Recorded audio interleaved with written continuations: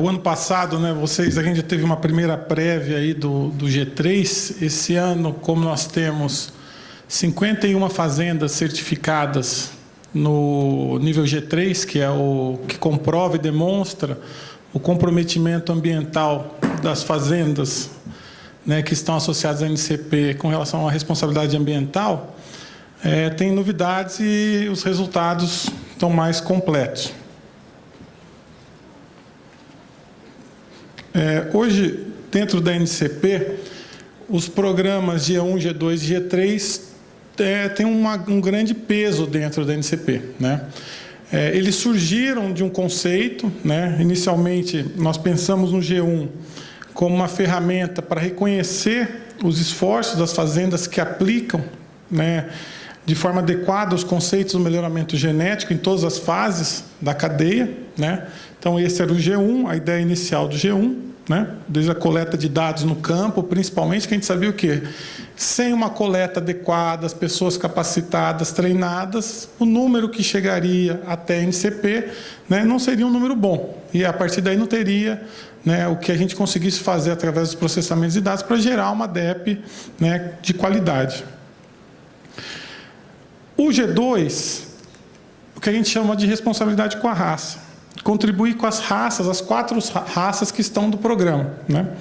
E dentro de 2 ou 3 características que a NCP definiu que deveriam ser melhoradas, independente do critério que cada criador adotasse, né? Então, o G2, o objetivo dele é a contribuição e a evolução daquela determinada raça, Nelore, Guzerá, Brahma, Tabapuã. Já o G3, ele mostra a contribuição, né, na redução das emissões pelo uso de animais melhoradores. Porque quando a gente usa animais melhoradores, nós estamos fazendo o quê? Né? Usando animais que vão gerar uma produtividade maior peso num encurtamento de ciclo. Então, a gente fez uma simulação, um cálculo, e conseguimos quantificar, né, qual que é essa redução nas emissões num ciclo de 30 meses comparado com um ciclo de 40 meses. Então, o G1, inicialmente a gente começar pelo G1, né? No ano de 2011, nós tivemos 126 fazendas certificadas com o selo G1, né? O objetivo é que todas as fazendas da NCP sejam certificadas com selo de qualidade, ou seja, que a coleta, treinamento e capacitação dos colaboradores estão dentro das condições estabelecidas, né? As 126 fazendas, uma das condições para manter o G1 é justamente ter visita. A fazenda liberar o acesso a um consultor, né, e ele poder visitar. Então, das 126 fazendas certificadas com G1 no ano passado, as 126 foram visitadas. Ainda existem mais 209 fazendas que ainda não estão certificadas com G1, né, por uma série de fatores. Algumas são novas, outras estão em fase de ata ainda, que é a primeira visita, né, para falar sobre o conceito da implantação do programa de melhoramento genético, e algumas que realmente ainda não estão aptas, que passaram, já têm 2 ou mais anos dentro do programa, mas que ainda não conseguiram atender a todos os requisitos, mas já é um ganho bastante significativo. Se a gente pensar que o programa G1 começou em 2011, 2009 para 2010, né? A gente não tinha nenhuma, agora nós estamos com 126. Só para mostrar alguns resultados práticos dessa, vamos dizer assim, dessa implantação do G1, né? Um benefício muito grande, que pelo menos os técnicos da NCP e nós vemos com relação ao programa G1, é essa proximidade que os consultores mantêm com as fazendas certificadas. Porque a obrigatoriedade de ter sempre uma visita, pelo menos uma por ano, né, força os dois lados a estarem sempre juntos e comprometidos com a certificação. Porque qualquer um dos lados aí que, de repente, não conseguir pisar na bola, acaba gerando essa perda desse selo. Então, essas 126 fazendas né, antes do G1, só 40% informavam, podiam até formar os lotes de manejo nas propriedades, mas não informavam no sistema, né? Com as visitas dos consultores da NCP, eles auxiliaram as fazendas certificadas a formarem seus lotes de manejo. Então, hoje, 100% das fazendas que são G1 informam o seu lote de manejo. E, muito provavelmente, formam de forma correta, né? Porque tem sempre aí um consultor que auxilia nesse processo de formação, né? Que, de acordo aí com a teoria do código do lote de manejo, é das mesmas condições e oportunidades. A partir daí, indicar para a NCP aqueles animais que estão sobre essa mesma condição. Esse é um item obrigatório do G1, né? Tem que formar lote de manejo. Um segundo indicador prático também. Antes da certificação G1, essas 126 fazendas apresentavam, por ano, em torno de 7 mil pendências de cadastro, né? Não informava intervalo entre partos, né? Ou outras informações que geram pendência de cadastro. Depois da implantação, isso caiu de quase 8 mil para menos de 250, certo? E sendo que depois das visitas isso foi zerado, porque também é um item obrigatório maior, tá?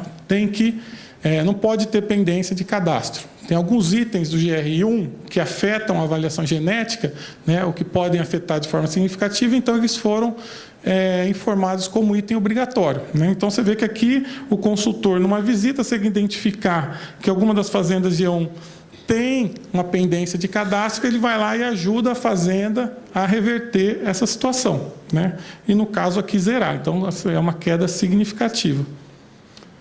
A mesma coisa com relação a peso, né? Antes de certificação, essas 126 fazendas apresentavam em torno de 10 mil pendências por peso. Claro que ao longo dos anos ao longo do ano isso ia sendo revertido, né? O trabalho dentro da NCP ia, né, trazendo essa correção, mas a partir do momento que os dois lados se comprometeram com essa certificação, você vê que a quantidade, né, caiu bastante, de quase 11 mil para menos de 2 mil pendências no ano passado, dessas 126 fazendas, que também tiveram que ser eliminadas, né? Então, problemas de inativação, tinha muito problema de inativação, as fazendas deixavam o animal, né, sem inativar, e isso ia acumulando.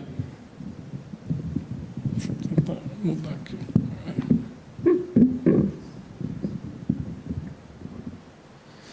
Então, agora, essas 126 zeraram esse ano, né?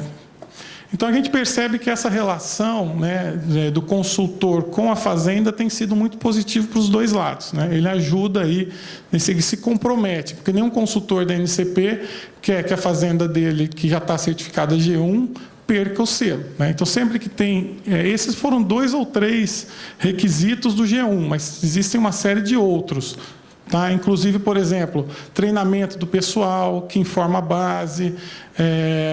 A pessoa, para fazer a pesagem, tem que levar uma planilha já previamente preenchida para evitar que os números, na hora de cantar o peso, isso gere algum erro de identificação. Então, tem uma série de indicadores aí, de requisitos. Eu acho que isso deve estar no site da NCP. Quem não conhece, baixa, que dá para consegue ver a lista completa. E o G2? A gente chama responsabilidade com a raça, né? O objetivo do G2 é avaliar o progresso genético de características economicamente importantes em cada raça. Então, para cada raça, tem 2 ou 3 objetivos específicos que o criador deve necessariamente cumprir para receber o selo G2. As verificações G2 são realizadas na NCP, pela NCP-NET, sem necessidade da visita do consultor. Então, ele tem que estar certificado G1, né, e tem que ter evoluído dentro das características que são consideradas importantes para aquela raça. Daí ele recebe. E também a recertificação é a cada 3 anos. Por quê? Como a gente está mexendo com evolução, né, genética, não dá para a gente medir isso de um ano para outro, né? Então, ficaria uma hora ganhava, outra hora perdia o selo. Então, se de repente ele mexeu numa característica que pode ter afetado as duas características que o G2 determina, que tem mais 2 anos aí para reverter essa situação. Então, aqui são os critérios, né, só para vocês terem uma ideia dos critérios G2. Está certificado no G1, é uma condição. Participar do programa pelo menos 3 anos, porque um ano é ATA, o segundo é G1, e aí, a partir do segundo, terceiro e quarto ano, a gente tem condições, né, de criar um vínculo aí com a fazenda e poder dizer que realmente ele está partindo para um processo de evolução e ganhar o G2. E a regra principal, né, é com relação à média de SDEPs nas últimas 3 safras, né, que é sempre comparado com a própria fazenda, né? Então, pela regra aqui, né, na última safra deverá ser igual ou maior que a média das últimas 3 safras da própria fazenda. É ele comparado com ele mesmo, né? Para as características, Nelore Guzerá, habilidade materna aos 120 dias e perímetro escrotal aos 365 dias. Para o Brahma, peso aos 120 dias e perímetro escrotal aos 365 dias. Tabapuã, habilidade materna aos 120 dias e peso aos 450 dias. Então, tem que estar certificado G1 para receber o G2. Aqui, a quantidade de fazendas certificadas com G2 até agora. Então, todas elas aqui, as 90 fazendas, têm pelo menos o selo G1, tem pelo menos 3 ou 4 anos de programa.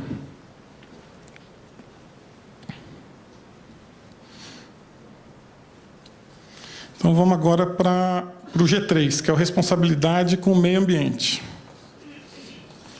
Então, quem está certificado com G3 deve ter recebido o selo, né, e deve ter encontrado, dentro do selo, ele fala qual o escopo do projeto, né, e o que nós fizemos. Tudo isso sempre foi embasado com os técnicos. Tanto o G1, G2 e G3, a gente partiu tudo, tem um embasamento junto com a equipe e os consultores da NCP. Né? Então, foram basicamente 2 objetivos do G3. O primeiro, que é medir a contribuição potencial. A gente chama potencial porque só vai dizer que ela, de fato, é real se a gente tivesse todo o controle da cadeia e pudesse, de fato, dizer que o que a gente está mostrando aconteceu. Mas, como a gente tem só um pequeno controle da cadeia, não dá para a gente dizer que, de fato, é real. Mas o valor potencial dá para a gente calcular, pelo menos ele, com uma margem bem positiva. Então, medir a contribuição potencial dos reprodutores e melhoradores na redução das emissões de gases de efeito estufa por meio da produção de animais de corte na pecuária extensiva nacional. Ou seja, qual o efeito e o impacto que você usar um animal melhorador numa vacada de corte pode contribuir na redução das emissões. E a segunda, quantificar os estoques potenciais de carbono em áreas de matas nativas ou comerciais dentro das propriedades. Então, um número bastante interessante, a gente tem visto dessas 51 fazendas, né, uma média bastante significativa de matas ciliares sobre a área total, muito mais do que outras culturas. Então, aqui foi o que de fato nós fizemos, tá? Com relação ao cálculo de emissão. Nós pegamos 2 cenários. Cenário 1, né, um animal sem avaliação, touro sem avaliação para DEP 450, progênie com ciclo de 40 meses até o abate, criado a pasto, e a mesma situação, né, só que para um animal avaliado com DEP aos 450 dias, positiva, que permitisse a redução de um ciclo de abate de 40 para 30 meses, com a mesma condição criado a pasto. Basicamente, o que a gente tem são 2 efeitos, né? O efeito que chama aqui do melhoramento genético animal sobre o meio ambiente, né? A curva de crescimento de animal positivo para DEP 450, claro que aqui não é uma curva só, é simbólica, simbolizando, e aqui de um animal sem avaliação. Então, a redução do efeito de emissões está em 2 pontos fundamentais, né? O A, que aqui no eixo X, os quilogramas de CO2 acumulados por dia, que são as emissões diárias, né, que vêm através do metano, entéricas e não entéricas, que a gente transforma em CO2 equivalente, que vamos dizer assim, é a moeda das emissões, né?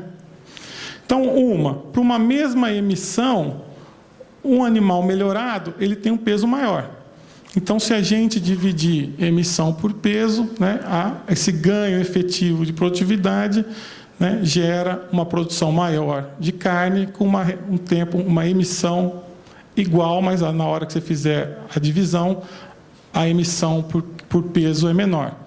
E o efeito B, que basicamente é um encurtamento do ciclo, para ele chegar mais rápido naquele peso, né, se a gente conseguir deixar ele menos tempo, ele tem essa redução B. Então, o resultado que nós obtivemos é a soma desses dois efeitos. Um é mais direto, da DEP 450, né? E o outro é o encurtamento do ciclo. O que a gente chegou no resultado foi o seguinte. Neste caso, eu sei que talvez vocês possam questionar, mas de 40 para 30 meses, mas essa relação pode ser um pouco maior aqui, um pouco menor aqui, um pouco maior aqui, isso não importa. A questão é que vai sempre existir uma diferença, né? Uma vez que essa curva ela existe. Se o A é um pouco menor, o B é um pouco maior, ou vice-versa, né? Mas, de fato, nós vamos chegar num resultado próximo ou parecido a esse, né? Neste caso, que nós simulamos e que está sendo emitidos os relatórios G3, nós encontramos uma contribuição, uma redução das emissões, pode chegar à ordem de 1,4 toneladas de CO2 equivalente por cabeça, né, por ciclo. Considerando um uso de animais melhoradores em larga escala, a redução das emissões pode chegar a 7 milhões de toneladas de CO2 equivalente por ano, tá? Só para vocês terem uma ideia, quando a gente pega as metas do mapa, né, do Ministério da Agricultura e Pecuária desse ano, com relação ao programa ABC, ele tem 6 tópicos principais, né, de redução de emissões.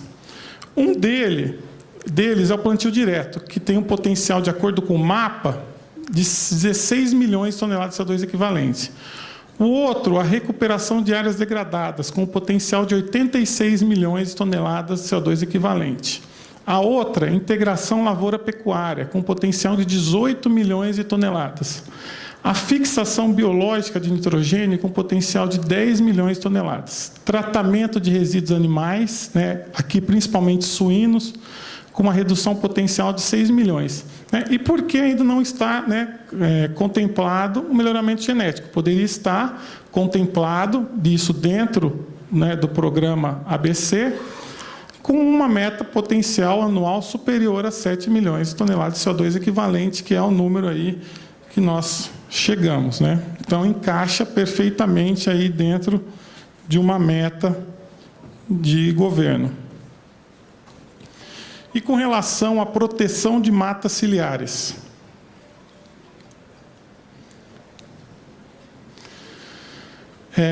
Como eu falei para vocês, nós temos 51 fazendas, ainda é pouco. Nós queremos, esse selo G3 não está atrelado ao G1 nem ao G2, porque quando a gente fala de meio ambiente, responsabilidade ambiental, a gente precisa de escala. A gente precisa ter mais fazendas participando desse projeto, né? Então, eu dividi por biomas, para vocês terem uma ideia, né? Nós temos 2 fazendas no bioma amazônico, 2 na Caatinga, 17 no Cerrado, 26 na Mata Atlântica, 4 no Pantanal, somando 51 fazendas, tá? Com uma área total de matas da ordem de quase 50 mil hectares, certo? Se a gente também transformar isso em estoque de carbono, nós temos aí um número também bastante interessante em termos de estoque, né?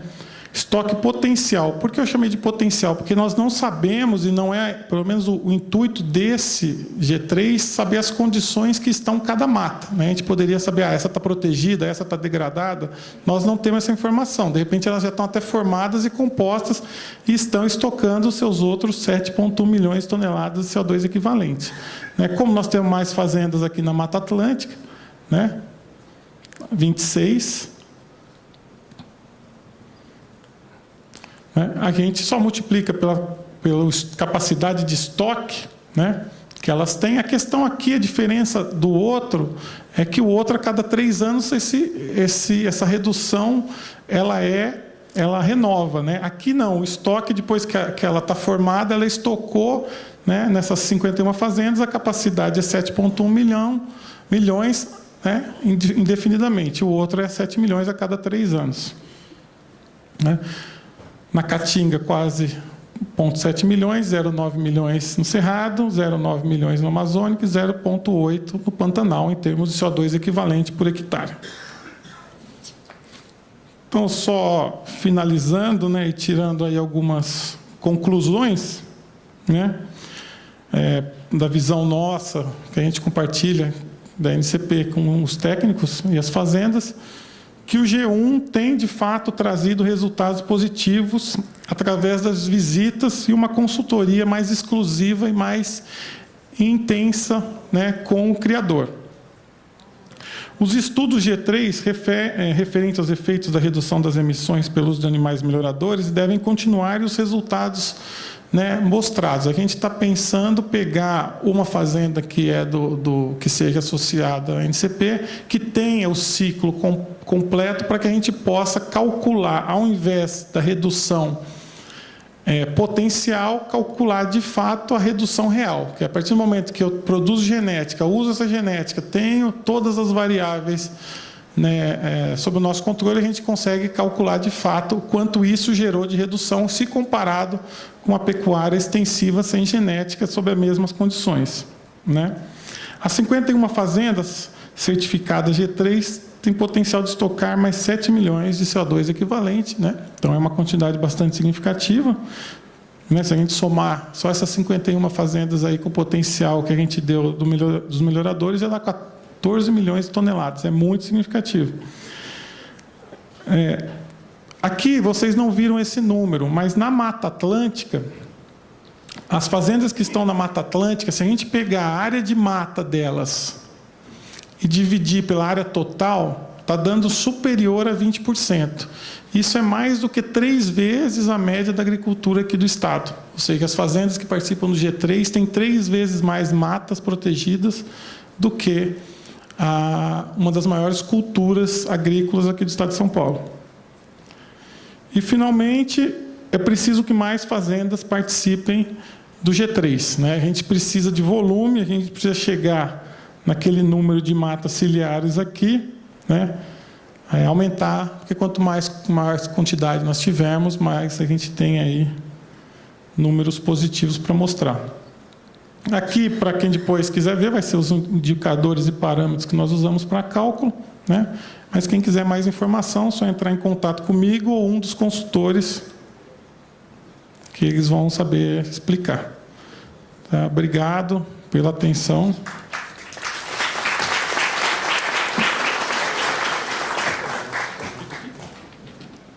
Bom, Daniel, parabéns pela sua apresentação. É quase uma prestação de contas para muitos de nós que estamos inseridos nesse programa também. Eu volto a falar para vocês a minha opinião pessoal. Sim, antes de mais nada, o professor pediu para que a gente fizesse agora um tempo para algum esclarecimento que alguns de vocês tenham sobre esse assunto com o Daniel, antes de darmos início à próxima palestra, certo, professor? Perguntas, algum esclarecimento, dúvidas, o que mais vocês tenham. Pode passar para o pessoal da NCP, que eles estão aí, ou se quiserem falar por microfone. Mas, adiantando enquanto as perguntas chegam, o esclarecimento, eu gostaria de reputar esse assunto à mais alta importância. Eu sei que a maioria de nós aqui é apaixonado por genética e faz a genética e, às vezes, esquece as outras responsabilidades não negociáveis, mas as outras responsabilidades de funcionamento de uma propriedade rural. O mundo já está nos cobrando muito. As obrigações vão aumentar cada vez mais e não é preciso estar falando a cada dia. Nós temos muito pouca proteção científica nesse assunto. Estamos criando aqui, parabenizo nesse momento a NCP, por estar contagiando os seus associados a participarem de um assunto que pode nos dar o escudo de proteção, pode nos dar a força do conhecimento para sabermos que não somos os vilões que muitos leigos apregoam no meio urbano. E o nosso aprendizado tem começado através dos programas de melhoramento, cujo princípio do G1 me parece que nos coloca sobre a responsabilidade estrita de uma correta escrituração zootécnica, sem a qual não adianta colocarmos dados nos papéis, papel aceita tudo. Se não tivermos a responsabilidade da escrituração, tanto aqui, quanto na ABCZ, quanto em todos os programas que temos, o resultado não se dará na prática. Então, eu acho que, através do G1, nos coloca em parâmetros de responsabilidade que todos os programas devem ter. Eu acredito que muitos estejam trabalhando, mas aqui eu parabenizo o nosso programa e tenho imenso orgulho de estar fazendo isso junto à NCP. Depois, eu acho que, de certa forma, dando uma à escrituração, mas nos colocando também esse G2 com a condição obrigatória de estarmos fazendo melhoramento. A gente sabe que cruzar, escolher animais, fazer acasalamentos aleatórios é muito fácil. Difícil é melhorar. Difícil é incrementar ganhos. E o G2 nos proporciona, mais uma vez, a forma de estarmos aferindo se estamos, de fato, conseguindo melhorar alguns parâmetros para que a gente possa estar fazendo parte desse trabalho importante. E no G3, no qual o Daniel conclama maior número de participantes, eu acho que é uma evolução ainda maior e é uma resposta maior à sociedade que nos cobra tanto. É uma resposta para dizer o quanto o nosso melhoramento traz de contribuição, não só para os nossos negócios diretamente, mas para o ambiente e para toda a conjuntura de fatores que tanto exige sustentabilidade do nosso sistema. Então, nós vamos conseguir provar, através de trabalhos científicos como esse, se estivermos juntos, se estivermos apoiando esse processo que não seja talvez o mais glamuroso que fez alguns de nós entrarmos no programa de melhoramento, vai se tornar a paixão necessária para que tenhamos sucesso em nossos negócios na atividade pecuária. Eu gostaria que a NCP continuasse empreendendo os seus esforços para sensibilizar aqueles que, de certa forma, ainda não estão antenados para a necessidade desses fatores. São condições, como eu disse, sine qua non. Desculpa, Daniel, não queria fazer uma palestra paralela, eu queria dar o meu depoimento de importância ao que eu acho sobre esse assunto. Professor Raizildo, parabéns pela sua atitude.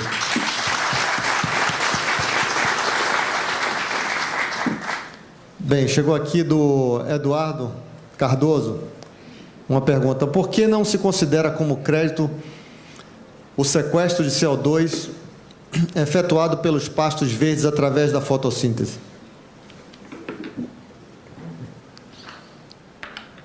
Como que é a pergunta aí? O que não considera? Deixa eu ver.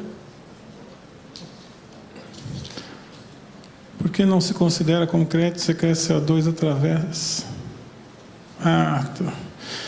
Então, tem alguns estudos, na verdade, a corrente que eu vi alguns estudos aí que buscam quantificar, né, de forma mais direta, porque assim, o primeiro passo para você conseguir ter o crédito, porque todo mundo pensa no crédito de carbono, mas antes do crédito você tem que ter toda uma metodologia de quantificar isso, né?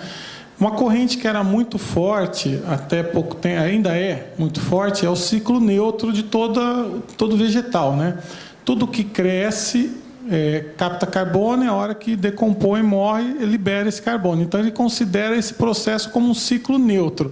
Para você quebrar esse ciclo neutro, você precisa fazer pesquisas, desenvolver tecnologias que permitam mudar a metodologia, falar, não é assim que você calcula ou aborda esse elemento. Você tem que trazer essa nova metodologia, e a partir daí ela pode ser uma metodologia que gere algum crédito de carbono. Então, tem que ter uma etapa, uma sequência. Hoje nós temos, por exemplo, várias metodologias, como é o caso do reflorestamento, que em termos de compensação financeira não geram resultados financeiros muito positivos. Hoje, um reflorestamento custa em torno, aí, se a gente fizer uma recuperação padrão de 1.600 árvores por hectare, em torno de 7, 8 mil reais o hectare, você vai gastar nos 3 anos. E o que paga o crédito de carbono não compensa. Mas a metodologia está consolidada e o que foi quantificado é de fato aquilo que foi absorvido. Então a gente tem que ver se com relação a essa metodologia, eu não sou um bom entendedor com relação à parte de pastos, né? Vi um ou outro estudo, mas realmente precisa passar por essa sequência, desenvolver a metodologia que fale o contrário daquilo que hoje é a corrente principal do ciclo neutro, e a partir daí isso. Agora, independente de ter ou não crédito de carbono, hoje, se você comercializa ou não, a quantificação dos efeitos positivos tem que ser medido, né? Porque isso é uma moeda de troca, uma moeda de comercialização, uma moeda de mostrar o seu desempenho ambiental. Então, o que não pode hoje é deixar de computar, porque você já está fazendo um trabalho positivo nessa área, né? Mostrar isso daí, eu acho que é parte do processo. Carlos, por favor. Boa tarde, Daniel. Parabéns pela apresentação. Eu gostaria de, primeiro, cumprimentar a NCP por essa iniciativa da promoção dessa certificação global e também dizer que é com muita satisfação e muita honra, né, que nós conseguimos, dentro dos critérios da NCP, termos sido certificados nos 3 certificados. Já que você comentou na sua pergunta, na sua explicação a essa última pergunta, a questão de moeda, né, moeda de troca tem que ser medido, né, e valorizado, além da satisfação pessoal, saber que você está trabalhando dentro desses preceitos, você vê perspectiva de ter um comércio real, isso se transformado, além da satisfação pessoal de um trabalho sustentável, de transformar em renda? Bem, obrigado pela pergunta. A minha preocupação, assim, pelo menos como eu vejo, né, eu tenho acompanhado outros setores, eu acho que o primeiro passo que eu acho que a gente tem que ter é a barganha nesse processo de negociar essa moeda. Por exemplo, quando eu vejo que a gente tem um potencial tão grande de reduzir as emissões, porque a pecuária no Brasil ela é muito forte, né? Então, todos os seus efeitos são muito fortes, o efeito econômico, o efeito ambiental. Como a gente tem um efeito tão forte desse, de reduzir essas emissões, isso, por exemplo, não ainda está elencado como metas, por exemplo, do MAPA, né, do Ministério da Agricultura, Pecuária e Abastecimento. Porque isso, de certa forma, está ficando relegado. Eu acho que isso que preocupa um pouco mais, porque é um potencial tão grande que já está sendo executado, porque a gente fez um cálculo na base de 5 milhões de animais por ano sendo gerado a partir de genética. É um número muito próximo da realidade, ou seja, essa redução já é efetiva e ela está, de certa forma, entre aspas, vamos dizer assim, marginalizada. Ninguém mostra, ninguém fala, ninguém se beneficia desse processo. Eu acho que o primeiro que nós temos, se a gente eventualmente pensa em trazer isso como uma renda, é possível? Provavelmente isso entra ou via mercado ou via política. No estado de São Paulo, por exemplo, para as indústrias que estão se localizando aqui, está sendo criada uma resolução que é saturação de bacias.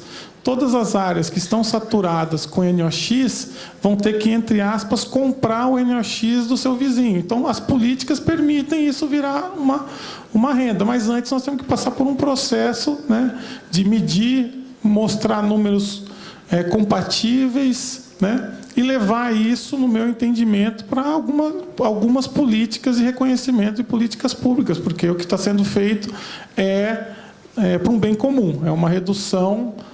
Se a gente pensar numa redução de 7 a 14 milhões de toneladas por ano no Brasil, é muito significativa. Reduções de acordos macro, né, a nível de Estado. Não sei se eu respondi bem, mas assim é mais ou menos como eu penso. Pois não. Meu nome é Felipe, eu sou do Ministério da Agricultura. É só para esclarecer, na verdade, a colocação que o senhor colocou, por que não botou melhoramento genético no programa ABC? Na verdade, esse é um programa de governo que veio da Casa Civil e o Ministério da Agricultura está sendo mais executor do que planejador. Então, na verdade, ele veio com essa formatação e, na época em que foi lançado o programa, o Ministério da Agricultura não teve muito como opinar, porque já tinha vindo dessa forma. Obrigado, Felipe, pela participação. Até a gente se encontrou, né, antes de ali na coisa. Eu até marquei seu nome aqui e eu imaginava mesmo que você fosse, né, falar alguma coisa, mas eu acho que a função de trazer, eu acho que o papel de levar para o mapa é nosso mesmo. A gente tem que mostrar, levar e brigar para que isso entre. Não é função do governo inserir isso, não. É nosso papel mesmo, através das associações, entidades aí, representantes de classe, mostrar que esse trabalho que está sendo feito é sério, tem uma meta, tem objetivo, tem meta, tem resultados e pode contribuir com o Ministério da Agricultura nas suas metas globais de redução, né? Nós temos que levar e sentar e mostrar para o governo. Mas obrigado, viu, Felipe? Professor. Eu gostaria de aproveitar a oportunidade e dizer que nós estamos diante de duas pessoas muito importantes que estão, não casualmente, próximas.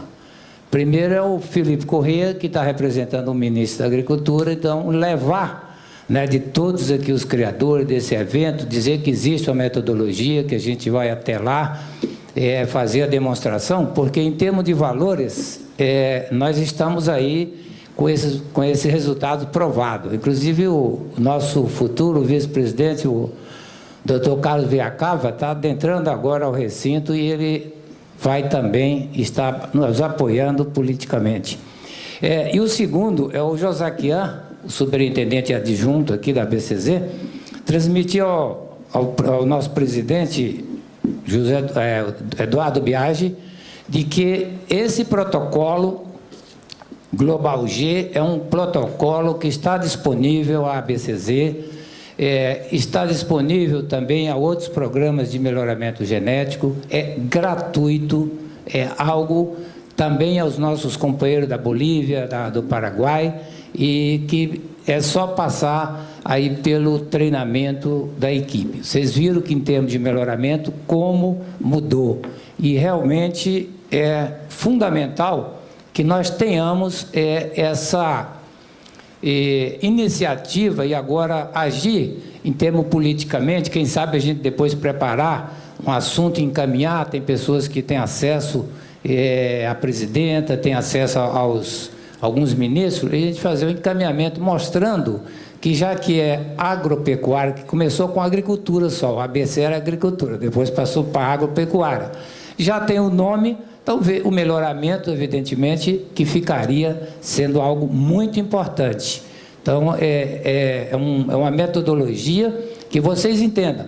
Esse aqui não é da NCP, é de todos vocês, é do povo brasileiro, de todos os criadores, e nós temos que realmente, como disse o Balbino, mudar essa mentalidade que o pessoal tem de fora, com interesse político, de dizer que o Brasil está estragando, está fazendo isso. Isso não é recente. Desde 1908, já um barão alemão já fez essa afirmação, e já em 1970, na década de 70, 78, eu já vi nos Estados Unidos o mapa do Brasil cortado a partir de Campo Grande. E então não querem tomar só do Brasil, querem tomar dos outros países também, a área internacional. Agora, por que o Brasil, que detém 53 a 56 ou 60 de mata virgem, é o que é mais atacado, e todos que destruíram são aqueles que estão agora nos atacando? Quer dizer, o Brasil tem realmente quase 60% de mata realmente natural e preserva, e os criadores brasileiros, como um todo, eles não são vilões, não são destruidores do meio ambiente, são sim preservadores, e vocês já viram nesse pequeno trabalho, e nós também pedimos que vocês aproveitem para divulgar esse trabalho para os outros criadores e a opinião pública, e nós estaremos também apresentando isso aí, frente a frente, lá na Austrália. Eu quero mostrar isso aí, e com algo que eu já falei também. Tá certo? Então, nós contamos com vocês nesse sentido e pedimos a essas duas autoridades presentes aí que leve isso aí, e vamos estar trabalhando junto para que possamos incluir como uma das metas esse efeito do melhoramento genético, porque é um caminho sem volta. E essa certificação, inicialmente, ela é nacional, mas já está preparada a ser algo internacional. Muito obrigado. Obrigado, professor. Alguém mais tem algum esclarecimento, alguma dúvida, alguma colocação? Bem, pelo passar do horário. Professor, eu gostaria de agradecer em meu nome. Maria, que a NCP me colocar aqui como moderador de um assunto dessa importância. Ressalvar para os senhores que, pelo poder e a grandeza da nossa pecuária, avassaladora, competitiva, forte, nós seremos combatidos sim. Nós só não podemos deixar de nos organizar para que sejamos moeda de troca desfavorável para um país que pretende ser grande. O Brasil tem na sua pecuária uma das suas maiores forças econômicas. Nós aqui, pecuaristas, pessoas ligadas à área, precisamos nos organizar para, através da ciência, através do conhecimento científico, nos protegermos de paradigmas leigos que tanto tentam combater a nossa competitividade. Obrigado a todos, obrigado ao Daniel, e agora aguardamos a próxima palestra.